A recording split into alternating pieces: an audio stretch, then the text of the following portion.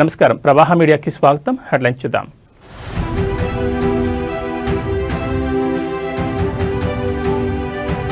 లక్ష్యాలు ఎప్పుడూ సులభంగా ఉండకూడదు. బోర్డు పరీక్షలకు హాజరయ్యే విద్యార్థులతో మోడీ ముచ్చట.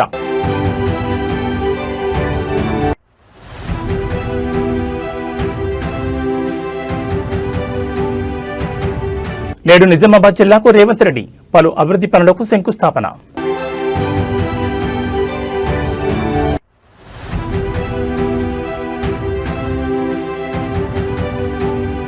జనసేన ఎమ్మెల్యే అరవ శ్రీధర్కు హైకోర్టులో ఊరట. శ్రీధర్ వివరణ తీసుకోవాలని ధర్మాసనం ఆదేశం.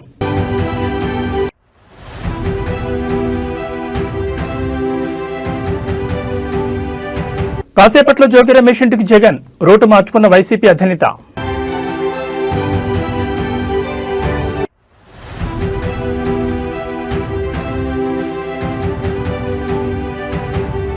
రుణగ్రహీతలకు ఊరట. కీలక వడ్డీ రేట్లు యథాతథం. ఇక వివరాలు చూస్తే లక్ష్యాలు ఎప్పుడూ సులభంగా ఉండకూడదని ప్రధాని మోడీ సూచించారు. పరీక్ష పే చర్చ 9వ సీజన్లో భాగంగా బోర్డు పరీక్షలకు హాజరయ్యే విద్యార్థులతో మోడీ ముచ్చటించారు. గుజరాత్, కోయంబత్తూర్, రాయ్పూర్, గౌహతి, ఢిల్లీ విద్యార్థులు పాల్గొన్నారు. ఈ సందర్భంగా విద్యార్థులతో మాట్లాడుతూ ఆత్మవిశ్వాసం నింపారు. పలు సూచనలు, సలహాలు ఇచ్చారు. నైపుణ్యాల ముఖ్యమా, మార్కులా అని పిల్లలు వేసిన ప్రశ్నకు మోడీ సమాధానమిచ్చారు. ప్రతి దానిలోనూ సమతుల్యత అవసరమని చెప్పారు.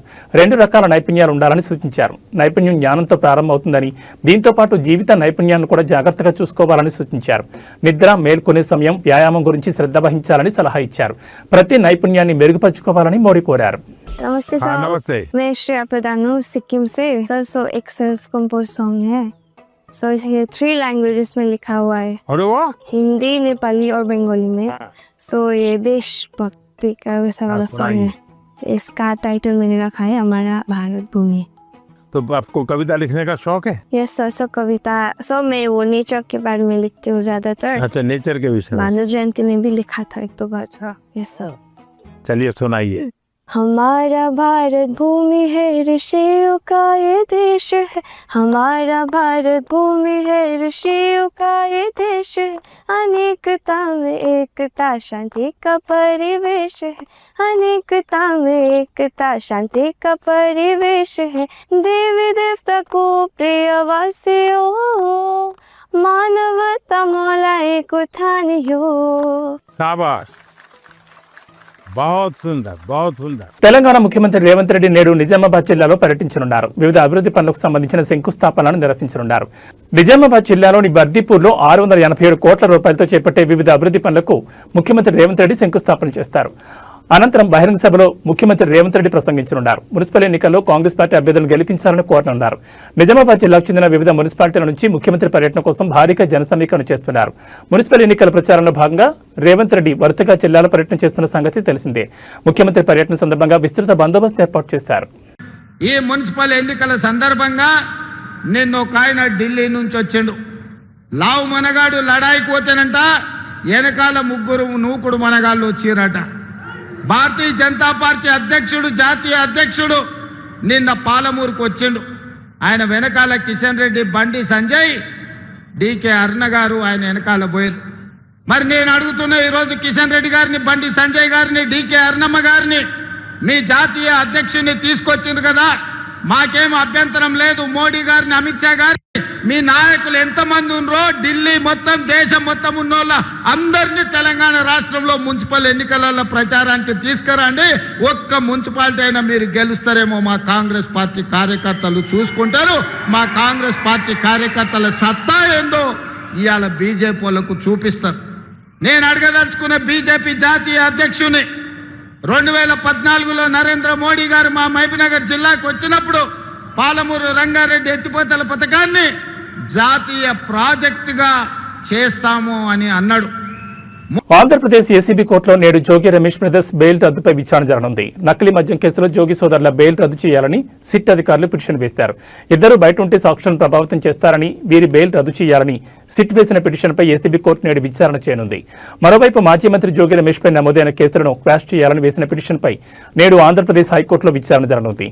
తిరుపతి, ఇబ్రహీంపట్నంలో జోగి రమేష్ పై నమోదైన కేసులను క్వాష్ చేయాలన్న పిటిషన్పై నేడు విచారణ చేసిన తర్వాత ఎలాంటి తీర్పు ఇవ్వనుందో చూడాలి. అరాచక ప్రభుత్వం నిన్నటి నుంచి ఏ విధంగా రాష్ట్రంలో వైఎస్ఆర్ కాంగ్రెస్ పార్టీ నాయకుల మీద, కుటుంబ సభ్యుల మీద, నివాసాల మీద ఏ విధంగా దాడి జరుగుతుందో మీరు అందరూ కూడా సభ్య సమాజం మొత్తం కూడా చూస్తూ ఉన్నారు. ఇప్పుడు ఈ క్షణంలో ఇబ్రహీంపట్నంలో ఉన్న నా ఇంటి మీద చంద్రబాబు నాయుడు కొడుకు లోకేష్ ఇద్దరు కూడా నా నివాసం మీద దాడి చేయడం కోసం, నా కుటుంబ సభ్యుల మీద దాడి చేయడం కోసం నన్ను ఏదైనా చేయాలి, కిరాతకంగా చేయాలి, రాక్షస ఆనందం పొందాలన్న ఉద్దేశంతో ఇప్పుడు దాడి జరుగుతున్న దృశ్యాలను మీరు మీడియా మిత్రులు అందరూ కూడా, రాష్ట్ర ప్రజలందరూ కూడా గమనిస్తూ ఉన్నారు. 83 రోజులు అన్యాయంగా, అక్రమంగా ఒక ఫేక్ కేసులో చంద్రబాబు నాయుడు కొడుకు అన్యాయంగా ఇరికించి 83 రోజులు నన్ను జైల్లో పెట్టి నన్ను నా తమ్ముడిని రాక్షసానందం పొందారు. ఇది చాలేదా? ఇది చాలకపోగా పెట్రోల్ బాంబులు వేసి నన్ను నా కుటుంబాన్ని అంటే హతమార్చాలని చూస్తారా? ఏం చంద్రబాబు నాయుడు, ఏ లోకేష్, ఏంటి దుర్మార్గం? నన్ను అక్రమంగా 83 రోజులు నిర్బంధించింది చాలక, నన్ను నా తమ్ముడిని నా కొడుకును కూడా జైల్లో పెట్టింది చాలక, ఒక బలహీన వర్గాలకు సంబంధించిన జోగి రమేష్ ని నన్ను ఇబ్బంది పాలు చేయాలా, నన్ను హతమార్చాలా, నా కుటుంబాన్ని అంటే ఏ స్థాయికి వెళ్ళిపోతా ఉంది? ప్రజాస్వామ్యం, రాజ్యాంగం మొత్తం కూడా కూలీ చేస్తూ పోలీసు వ్యవస్థ చోద్యం చూస్తుంది. మాజీ మంత్రి వైసీపీ నేత జోగి రమేష్ నివాసంపై టీడీపీ కార్యకర్తలు దాడి చేసిన సంగతి తెలిసిందే. మంత్రి నారా లోకేష్ పై అనుచిత వ్యాఖ్యలు చేసిన నేపథ్యంలో జోగి నివాసంపై దాడి చేసి నిప్పు పెట్టారు. ఈ క్రమంలో జోగి రమేష్ ని పరామర్శించేందుకు తాడేపల్లిలోని తన నివాసం నుంచి జగన్ బయలుదేరనున్నారు. ఇబ్రహీంపట్నంలోని జోగి రమేష్ నివాసానికి వెళ్లేందుకు పోలీసులకు వైసీపీ ఒక రూట్ మ్యాప్ ఇచ్చింది. అయితే శాంతి భద్రతల దృష్ట్యా వైసీపీకి పోలీసులు మరో రూట్ మ్యాప్ ఇచ్చారు. ఈ క్రమంలో పోలీసులు ఇచ్చిన రూట్ మ్యాప్ ను ఫాలో కాబోమని తొలుత చెప్పిన వైసీపీ చివరకు తన నిర్ణయం మార్చుకుంది. పోలీసులు సూచించిన మార్గంలోని జోగి రమేష్ నివాసానికి జగన్ వెళ్లనున్నారు. పోలీసులు ఇచ్చిన రూట్ మ్యాప్ ప్రకారం తాడేపల్లి నుంచి మంగళగిరి బైపాస్, కాజా వెస్ట్ బైపాస్, గుంటుపల్లి మీదుగా ఇబ్రహీంపట్నంకు జగన్ చేరుకోనున్నారు. ఈ సందర్భంగా జోగి రమేష్ ను ఆయన కుటుంబ సభ్యులను పరామర్శించి ధ్వంసమైన ఇంటిని పరిశీలించనున్నారు. అనంతరం మధ్యాహ్నం 12 గంటలకు ఆయన తాడేపల్లికి చేరుకుంటారు.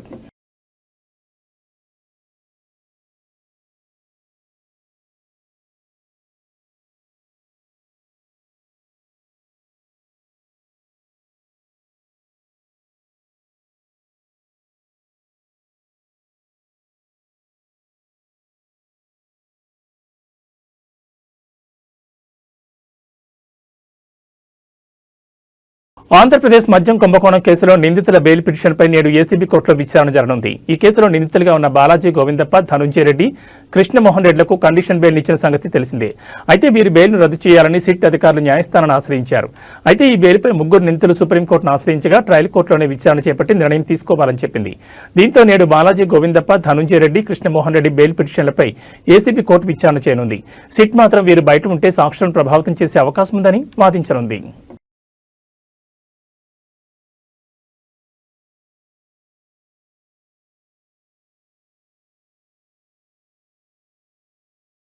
తెలంగాణ జనసేన నేతలతో ఆ party chief AP deputy CM Pawan Kalyan సమావేశమయ్యారు. రాష్ట్రంలో జరిగే మున్సిపల్ ఎన్నికల్లో బీజేపీ జనసేన అభ్యర్థుల తరపున ఆయన ప్రచారం చేయనున్నారు.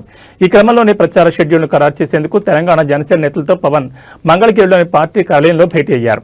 ఈ మీటింగ్లో పార్టీ నేతలు మహేందర్ రెడ్డి, రామ్ తాడూరి, శంకర్ గౌడ్, సాగర్, రాజలింగం పాల్గొన్నారు. శుక్రవారం ప్రచార షెడ్యూల్ రిలీజ్ చేస్తామని తెలంగాణ నేతలు చెబుతున్నారు. బీజేపీ స్టేట్ ప్రెసిడెంట్ రామచంద్రరావు, కేంద్ర మంత్రులు కిషన్ రెడ్డి, బండి సంజయ్ ఇతర ఎంపీలతో చర్చించి పవన్ ప్రచారంపై షెడ్యూల్ రెడీ చేస్తున్నామని వివరించారు.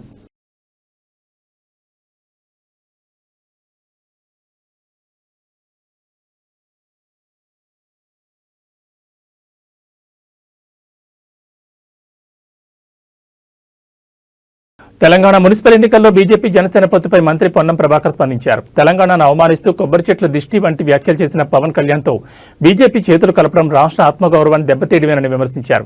బడ్జెట్లో నిధులు ఇవ్వని బీజేపీ తెలంగాణ వ్యతిరేకులను అడ్డం పెట్టుకుని రాజకీయం చేస్తోందని ధ్వజమెత్తారు. పవన్ ప్రచారాన్ని ప్రజలు గమనించాలని, ఆయనను ఉద్యమకారులు ఎప్పటికీ తెలంగాణ వ్యతిరేకంగానే చూస్తారని మంత్రి హెచ్చరించారు. ఫెడరల్ సిస్టంలో ప్రజాస్వామిక భారతదేశంలో ఎవరు ఎక్కడికైనా పోవచ్చు, ఎవరు ఎక్కడైనా కూడా రాజకీయాల్లో ఉండొచ్చు. కానీ ఆ ప్రాంత ప్రజలను అవమానపరుస్తూ ఆ ప్రాంత ప్రజల యొక్క ఆకాంక్షకు వ్యతిరేకంగా పోరాడి తెలంగాణ పట్ల పూర్తిగా చులకన భావంతో మాట్లాడి తెలంగాణ వేర్పాటువాదంగా చూపెట్టినటువంటి పవన్ కళ్యాణ్ గారు కోనసీమలో కొబ్బరి చెట్లు ఓడిపోతే తెలంగాణ వాళ్ళ కన్న దృష్టితో ఓడిపోయినటువంటి పవన్ కళ్యాణ్ గారు తెలంగాణలో అభ్యర్థులు పెడుతూ భారతీయ జనతా పార్టీ తోటి ఒత్తుగా ఎన్నికల ప్రచారం కొనసాగిస్తాడంటే ఇది పూర్తిగా తెలంగాణ ప్రజలను అవమానపరచడమే.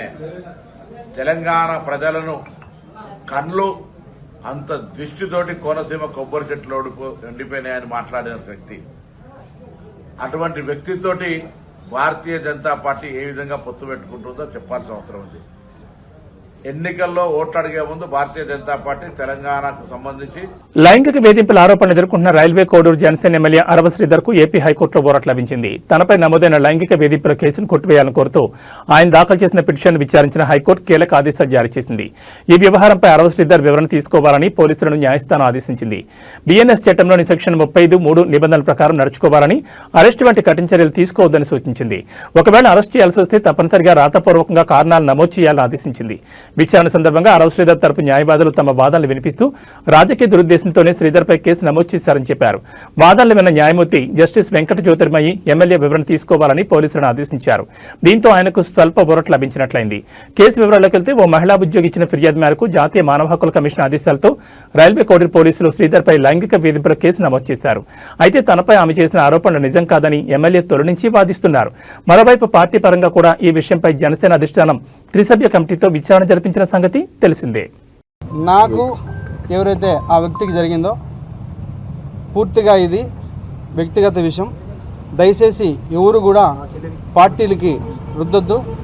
ముఖ్యంగా జనసేన పార్టీ అనే పేరు ఎత్తకుండా వ్యక్తిగత జరిగిన విషయం కాబట్టి వ్యక్తిగతంగానే నేను కమిటీకి సబ్మిట్ చేశాను.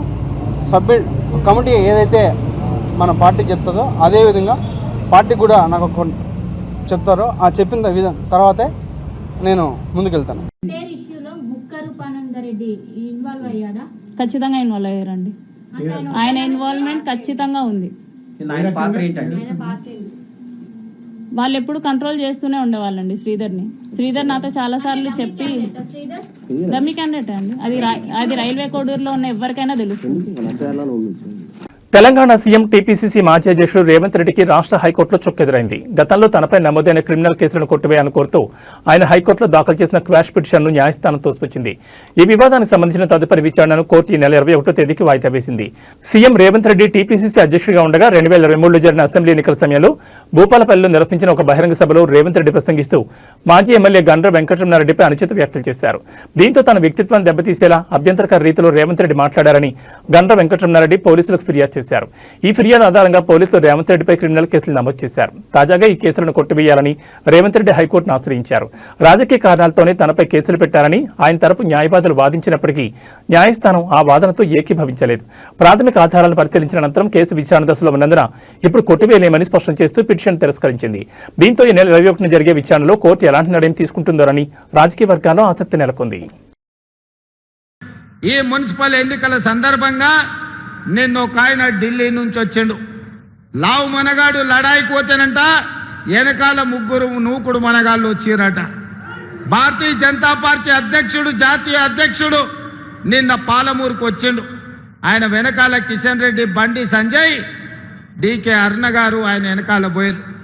మరి నేను అడుగుతున్నా ఈరోజు కిషన్ రెడ్డి గారిని, బండి సంజయ్ గారిని, డీకే అరుణమ్మ గారిని మీ జాతీయ అధ్యక్షుడిని తీసుకొచ్చింది కదా, మాకేం అభ్యంతరం లేదు. మోడీ గారిని, అమిత్ షా గారిని మీ నాయకులు ఎంతమంది ఉన్నారో ఢిల్లీ మొత్తం దేశం మొత్తం ఉన్నోళ్ళ అందరినీ తెలంగాణ రాష్ట్రంలో మున్సిపల్ ఎన్నికలలో ప్రచారానికి తీసుకురండి. ఒక్క మున్సిపాలిటీ అయినా మీరు గెలుస్తారేమో మా కాంగ్రెస్ పార్టీ కార్యకర్తలు చూసుకుంటారు. మా కాంగ్రెస్ పార్టీ కార్యకర్తల సత్తా ఏందో ఇవాళ బీజేపీ వాళ్ళకు చూపిస్తారు. నేను అడగదలుచుకున్న బీజేపీ జాతీయ అధ్యక్షుని 2014లో నరేంద్ర మోడీ గారు మా మహబూబ్నగర్ జిల్లాకు వచ్చినప్పుడు పాలమూరు రంగారెడ్డి ఎత్తిపోతల పథకాన్ని జాతీయ ప్రాజెక్టుగా చేస్తాము అని అన్నాడు. 3 సార్లు మోడీ గారు ప్రధానమంత్రి అయ్యాడు. 12 సంవత్సరాలు బీజేపీ అధికారంలో ఉంది. మీకు చేతులు రాలేదా పాలమూరు రంగారెడ్డి ఎత్తిపోతల పథకాన్ని జాతీయ ప్రాజెక్టుగా ప్రకటించాలన్న ఆలోచన కానీ మీకు దేవుడు ఇవ్వలేదా అని నేను అడుగుతున్నా. ఇవాళ కాళేశ్వరం ఇయ్యలేదు.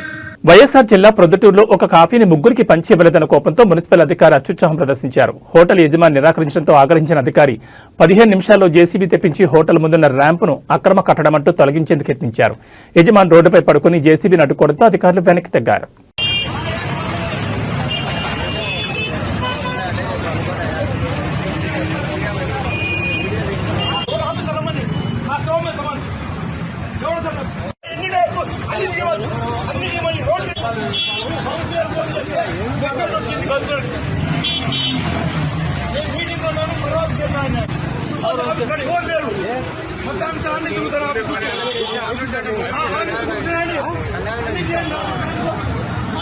పింఛన్ల పెంపు, మహిళలకు 2500 పథకాలపై ఏఐసీసీ కార్యదర్శి సంపత్ కుమార్ కీలక వ్యాఖ్యలు చేశారు. గద్వాల జిల్లా ఐజలో మాట్లాడిన ఆయన మార్చి తర్వాత పింఛన్లను 4000కు పెంచుతామని, మహిళలకు ఆర్థిక సాయం అందిస్తామని ప్రకటించారు.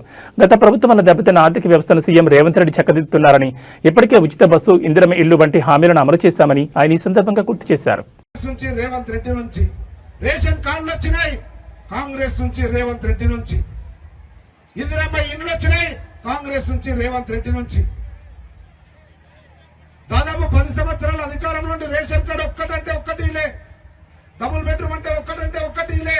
కానీ 2 సంవత్సరాలనే ఇవన్నీ చేసుకుంటూ ముందుకు పోతా ఉన్నాం. అయినా ఇంకా చేయాల్సిన అవసరం ఉంది. వాస్తవం మాకు గుర్తుంది, మీ అందరికి 2500 రూపాయలు ఇవ్వాలి, పెన్షన్ 4000 రూపాయలు చేయాలి. మీ అమ్మ నీవెట్లయితే నీ భర్త సంపాదించిన ఆక్సెంచ్లో పెట్టుకొని రూపాయి జమ చేసి ఎట్లయితే సంసారాన్ని నడుపుతావో అట్లే ముఖ్యమంత్రి రేవంత్ రెడ్డి అయ్యేటప్పుడు చిల్లి గవ్వలేదు రాష్ట్రంలో. 10 రూపాయలు కూడా లేవు. మొత్తం బుక్కేసిండ్రు, తినేసిండ్రు, మింగేసిండ్రు, ఆస్తులు సంపాదించుకున్నారు. కానీ అభివృద్ధి చేయలే, గల్లపెట్ట ఖాళీ అయింది. అసలు సందర్భంలో రేవంత్ రెడ్డి వచ్చిన తర్వాత గౌరవ ముఖ్యమంత్రి వైసీపీ అధినేత మాజీ ముఖ్యమంత్రి వైఎస్ జగన్మోహన్ రెడ్డి నేడు విజయవాడలో పర్యటించనున్నారు. ఇటీవల దాడులకు గురైన మాజీ మంత్రి జోగి రమేష్ నివాసాన్ని సందర్శించి ఆయన కుటుంబాన్ని పరామర్శించనున్నారు. అయితే ఈ పర్యటన నేపథ్యంలో విజయవాడలో హైటెన్షన్ నెలకొంది. శాంతి భద్రతలు, ట్రాఫిక్ సమస్యల దృష్ట్యా 1 టౌన్ పోలీసులు మాజీ మంత్రి వెల్లంపల్లి శ్రీనివాస్, వైసీపీ నేత మల్లాది విష్ణు, దేవినేని అవినాష్ తదితరులకు ముందస్తు నోటీసులు జారీ చేశారు. ఎటువంటి ర్యాలీలు, ఊరేగింపులు నిర్వహించకూడదని, భారీగా జనసమీకరణ చేయొద్దని పోలీసులు స్పష్టం చేశారు. జగన్ ప్రయాణించే రూట్ మ్యాప్ పై కూడా పోలీసులు ఆంక్షలు విధించారు. దీనిపై వైసీపీ శ్రేణులు తీవ్ర ఆగ్రహం వ్యక్తం చేస్తున్నాయి.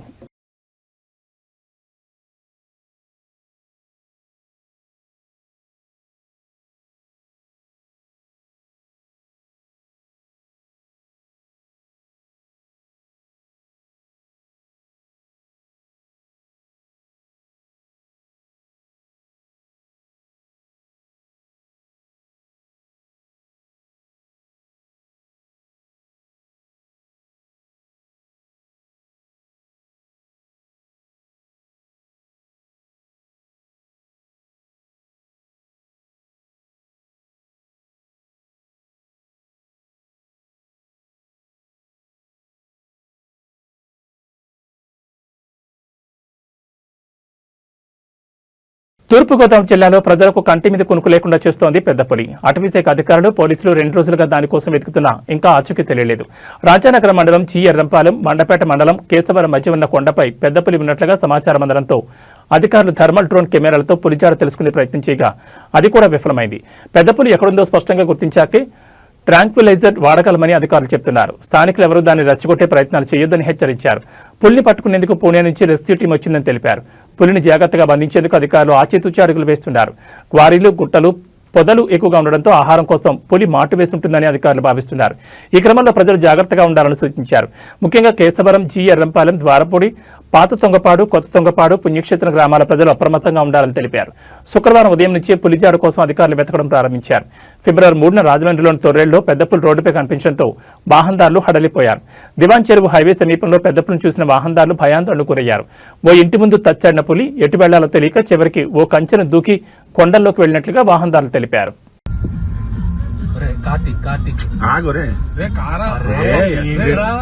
భయపెట్టేసి లోపలికి పంపించేస్తావు. ఆపోజిట్ లో వస్తున్నారు, ఆగు. అరే దానికి ఏం చేయాలి తెలియట్లేదు రా. లాస్ట్ ఆ సైజ్ ఏంటి రా. లోపల దూకింది రైట్ సైడ్ కి. భారతీయ రిజర్వ్ బ్యాంక్ కీలక వడ్డీ రేట్లను యథాతథంగా ఉంచింది. పాలసీ రెపో రేటును ప్రస్తుతం 5.25% మధ్య కొనసాగించాలని ద్రవ్య పరపతి కమిటీ ఏకగ్రీవంగా నిర్ణయించినట్లు ఆర్బీఐ గవర్నర్ సంజయ్ మల్హోత్రా ప్రకటించారు. దీంతో పాటు తమ న్యూట్రల్ మానిటరీ పాలసీ వైఖరికి కట్టుబడి ఉన్నట్లు ఆయన స్పష్టం చేశారు. దేశ ఆర్థిక పరిస్థితులు, భవిష్యత్ అంచనాను జాగ్రత్తగా పరిశీలించిన తర్వాతే ఈ నిర్ణయం తీసుకున్నట్లు గవర్నర్ తెలిపారు.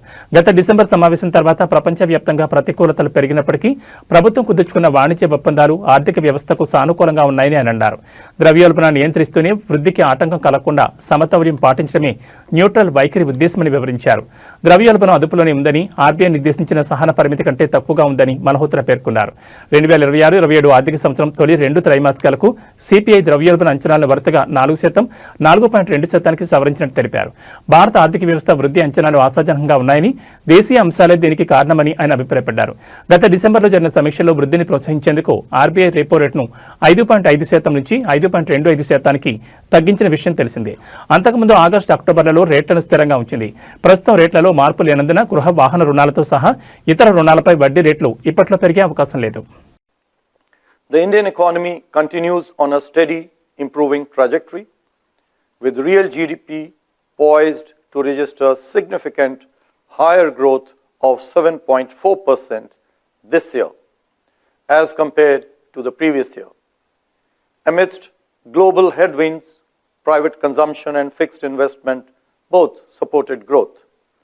Net external demand, however, remained a drag, with imports outpacing exports. On the supply side, growth in real GVA on the back of a strong contribution from the services sector and revival in manufacturing activity is estimated at 7.3% this year. Going forward, economic activity is expected to hold up well in the next year. Agricultural activity will be supported by healthy reservoir levels, robust rabi sowing, and improvement in crop vegetation conditions. బంగారం, వెండి ధరల పతనం సామాన్యులకు ఊరటనిస్తోంది. గత కొన్ని రోజులుగా అమాంతం పెరిగిన ధరలు ఒక్కసారిగా దిగి వస్తున్నాయి. ఇవాళ హైదరాబాద్ బులియన్ మార్కెట్లో నేడు కిలో వెండి ధరపై ఏకంగా 20,000 తగ్గింది. ఈ పరిణామం కిలో వెండి ధర 2,80,000 వద్దకు చేరుకుంది. గత 2 రోజుల్లోనే వెండి ధర ఏకంగా 40,000 మేర క్షీణించడం ఇన్వెస్టర్లను, కొనుగోలుదారులను ఆశ్చర్యానికి గురిచేస్తోంది. నిన్న కూడా కిలోపై 20,000 మేర తగ్గిన విషయం తెలిసిందే. మరోవైపు 10 గ్రాముల 24 క్యారెట్ల స్వచ్ఛమైన బంగారంపై ₹2,070 తగ్గి 1,52,350 వద్ద ధర కొనసాగుతుండగా 22 క్యారెట్ల బంగారంపై 1,900 తగ్గి ధర 10 గ్రాములకు 1,39,650గా ఉంది. ప్రపంచ మార్కెట్లో వెండి ధరలు గణనీయంగా తగ్గడం స్థానిక మార్కెట్పై ప్రభావం చూపుతోంది. ధరలు రికార్డు స్థాయికి చేరడంతో ఇన్వెస్టర్లు పెద్ద ఎత్తున వెండిని విక్రయించి లాభాలు స్వీకరిస్తున్నారు. అంతర్జాతీయంగా డాలర్ విలువ పెరగడం వల్ల బంగారం, వెండి ధరలు తగ్గుముఖం పట్టాయి. పెళ్లిళ్ల సీజన్ సమీపిస్తున్న తరుణంలో ఈ ధరల తగ్గింపు మధ్యతరగతి ప్రజలకు పెద్ద ఊరటనిస్తోంది. అయితే అంతర్జాతీయ పరిణామాల దృష్ట్యా ధరలు మరికొంత కాలం ఒడిదుడుకులకు లోనయ్యే అవకాశం ఉందని ఆర్థిక నిపుణులు హెచ్చరిస్తున్నారు.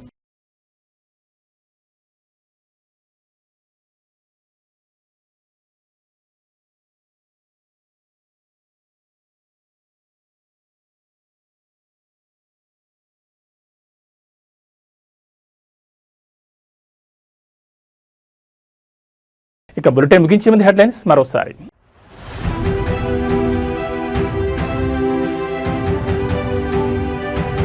లక్ష్యాలు ఎప్పుడూ సులభంగా ఉండకూడదు. బోర్డు పరీక్షలకు హాజరయ్యే విద్యార్థులతో మోడీ ముచ్చట.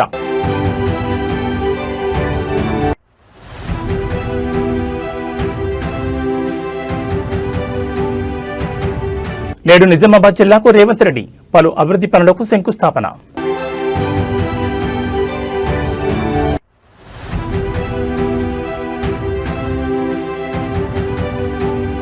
జనసేన ఎమ్మెల్యే అరవ శ్రీధర్కు హైకోర్టులో ఊరట. శ్రీధర్ వివరణ తీసుకోవాలని ధర్మాసనం ఆదేశం.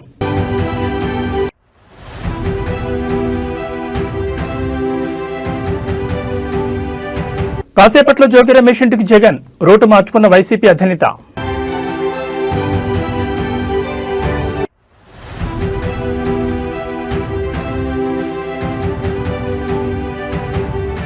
రుణగ్రహీతలకు ఊరట. కీలక వడ్డీ రేట్లు యథాతథం. ఏబీ బులెటిన్ విశేషాలు. నమస్కారం.